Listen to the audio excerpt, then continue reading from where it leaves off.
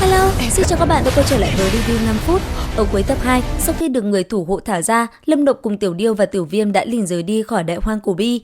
Nhanh chóng di chuyển trên bình nguyên rộng lớn, ba người Lâm Động liền đáp xuống một nơi hoang vắng. Từ trên lưng Tiểu Viêm đi xuống, Tiểu Điêu đã ngay lập tức ngồi xuống, hai mắt nhắm chặt, nó cũng liền bắt tay vào quá trình luyện hóa yêu linh huyết bức long. Ở bên cạnh, Tiểu Viêm cũng nằm gục xuống, một luồng khí huyết cũng liền tỏa ra và bao quanh cơ thể. Dường như con hổ kia cũng tiến vào trạng thái tu luyện. Nhìn hai người đồng hành bước vào nhập định, Lâm Động mỉm cười. Sau đó, anh ấy liền lấy ra phù khôi cao cấp thủ hộ cho mình.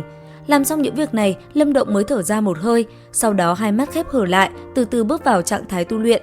Theo thời gian trôi qua, ấn ký trên trán Lâm Động đột nhiên phát sinh biến hóa. Nhất thời, một luồng ánh sáng đột nhiên lóe lên. Trên người Lâm Động, một luồng kinh khí tỏa ra, bàn tay anh ấy cũng liên tục kết ấn.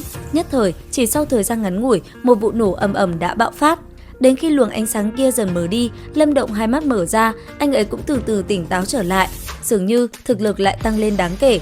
Chậm rãi đảo mắt nhìn sang bên cạnh, Lâm Động thấy Tiểu Viêm và Tiểu Điêu vẫn đang nhắm mắt, thế nhưng hơi thở đã ngày càng mạnh mẽ. Chờ đợi một hồi lâu, bất chợt trên người Tiểu Điêu phát sinh biến hóa, nhất thời một luồng ánh sáng màu tím đã bao trùm lấy cơ thể. Bên trong đồng tử, quang mang tử hắc sắc không ngừng lưu động mãnh liệt, đồng thời một cỗ khí tức cực kỳ hung hãn từ trong thân thể Tiểu Điêu bộc phát ra. Hơi nước trên mặt hồ chợt bốc lên mù mịt, dần dần nó liền hình thành như một hư ảnh khổng lồ, một luồng khí thế hung ác chậm rãi tuôn trào ra. Lâm Động mang theo ánh mắt khiếp sợ nhìn về phía hư ảnh khổng lồ đó, theo anh ấy nghĩ có lẽ đây chính là bản thể của Thiên Yêu Điêu. Còn hư ảnh kia sau một hồi đứng sừng sững giữa trời, nó cũng dần thu liễm lại, bụp một cái nó liền biến mất và trở lại là Tiểu Điêu như ban đầu. Thấy vậy, Lâm Động vui mừng, anh ấy liền chạy tới cất tiếng hỏi: thành công rồi sao? Đương nhiên, hiện tại Điêu gia ta có thể một chưởng khiến cái tên hoa cốt khí trước thịt nát xương tan. Nhìn thấy tên gia hỏa kia đắc ý, Lâm Động chỉ có thể cười nhẹ. Bất chợt, trong lúc hai người nói chuyện thì cách đó không xa, một tiếng hổ gầm kinh thiên động địa đột nhiên vang vọng lên. Lúc này, từ bên trong miệng của Tiểu Viêm, hỏa diễm không ngừng phun ra, sau đó nó lại bị con hổ kia hấp thu vào cơ thể.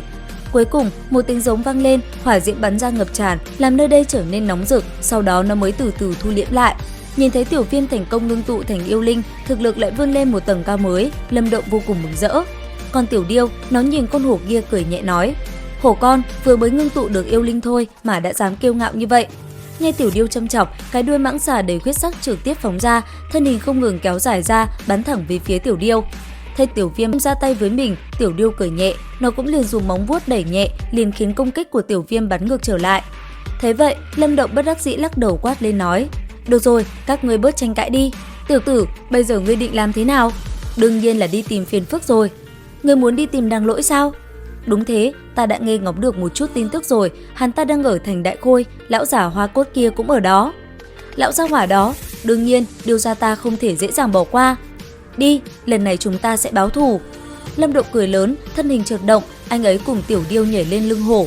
Sau đó, ba người hóa thành một đạo huyết quang lao vút đi. Cũng trong lúc đó, tại Âm Khôi Tông, bên trong một gian mật thất đen tối, nhìn Đằng Lỗi, một vị lão giả thanh âm vang lên nói: nghe nói lần này thiếu tông chủ đạt được vũ kỹ cửu phẩm, thật ngưỡng mộ. Thế nhưng không hiểu sao cái tên Lâm Động lại đạt được vũ kỹ tạo hóa cấp. Tên đó nếu ta gặp lại, ta sẽ cho hắn sống không yên. Trưởng lão Hoa Cốt không cần tức giận, tiểu tử đó có lẽ đã bỏ mạng rồi. Đáng tiếc lần này phát hiện được kho báu dưới lòng đất mà không lấy được gì. Lời nói Đằng Lỗi vừa dứt, một âm thanh bên ngoài đột nhiên vang lên nói: Đằng Lỗi, người quen đến thăm, người lăn ra đây cho ta. Là tên tiểu tặc Lâm Động. Lâm Động, sao có thể? Tiểu tử này không ngờ dám đến khiêu khích trước cửa Âm Khôi Tông. Hôm nay nhất định không được để hắn thoát. Cứ thế, theo tiếng quát kia vừa dứt, ở bên ngoài đã có rất nhiều người của Âm Khôi Tông đi tới bao vây Lâm Động. Sau đó, ở bên trong thành, một thanh âm vang lên quát: tiểu tặc Lâm Động, hôm nay lão phu sẽ băm vằm nhà ngươi treo lên tường thành. Lão tạp mau, lần trước ta đã tha cho một mạng, còn không biết tốt xấu, ngày này sang năm sẽ là ngày giỗ của ngươi. Nghe vậy, Hoa Cốt vô cùng tức giận, trong tay hắn ta, một cây cốt mâu rất nhanh đã hiện ra. Ngay khi cốt mâu ngưng hình, Hoa Cốt đã liền lao về phía Lâm Động và phóng ra công kích đánh về phía đối thủ. Thế nhưng, một đòn vừa tung ra đã bị Lâm Động phá vỡ. Thấy vậy, Hoa Cốt tức giận, cầm cốt mâu, hắn ta liên tục đập về phía Lâm Động. Bởi vậy, Lâm Động cũng phải cấp tốc né tránh. Cuối cùng, Lâm Động cười lạnh một tiếng, bàn tay đột nhiên vặn mạnh, một cỗ lực lượng cường đại tuôn trào ra. Chỉ nghe thấy tách một tiếng, dưới con mắt kinh hoàng của rất nhiều người đã bẻ nát thanh bạch cốt mâu trong tay Hoa Cốt. Thấy vậy, Hoa Cốt mặt liền biến sắc, thế nhưng khi hắn còn chưa tỉnh táo lại thì Lâm Động đã liền một đường đánh tới. Đối diện với nó, một chiêu bạch cốt toái âm chưởng trong tay Hoa Cốt cũng liền tung ra.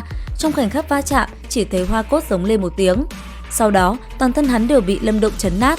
Những tiếng gầm thét cứ thế vang lên. Thấy vậy, phía xa kia, Đằng Lỗi đã ngay lập tức lao tới.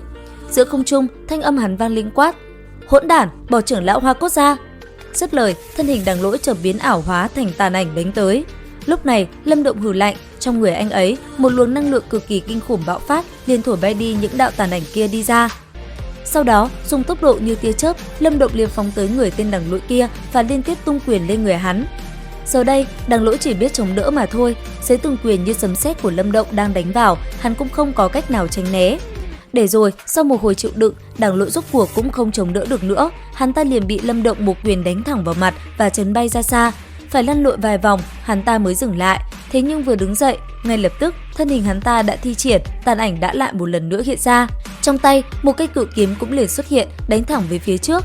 Đối diện với nó, Lâm Động đột nhiên gầm lên. Sau đó, ngưng tụ một luồng năng lượng cực kỳ khủng bố, hư ảnh khổng lồ sau lưng liền xuất hiện, phá tan đi ảo ảnh đang lao tới.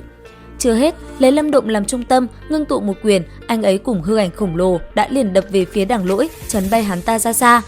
Lúc này, Đằng Lỗi đã quyết định chơi tới bến. Ngay lập tức, hắn ta liền kêu gọi toàn bộ người của Âm Khôi Tông kết trận. Nghe theo sự kêu gọi của Đằng Lỗi, một trận hình đã liền được kết thành.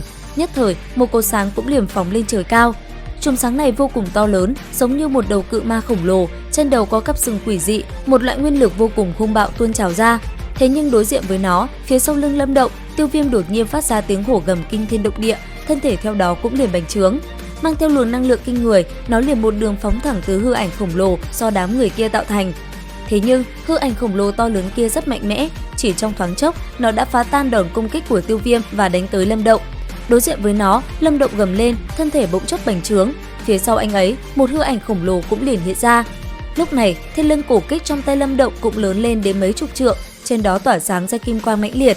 Cổ kích đánh ra, chỉ thấy trên cổ kích không ngờ lại xuất hiện hư ảnh của Kim Long và Long Viên khổng lồ, hai đạo hư ảnh mang theo nguyên lực bá đạo gào thét lao đi. Sau đó, với một tư thế vô cùng chấn động, cặp mắt người khác mạnh mẽ đánh mạnh lên cự ma khổng lồ kia.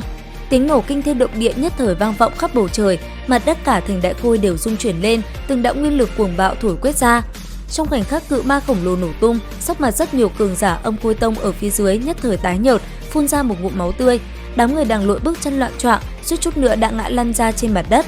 Còn Lâm Động đánh văng đám người kia, thanh âm đã liềm vang lên nói: "Ta biết, Âm Khôi Tông các ngươi còn có một cường giả, ra đây đi."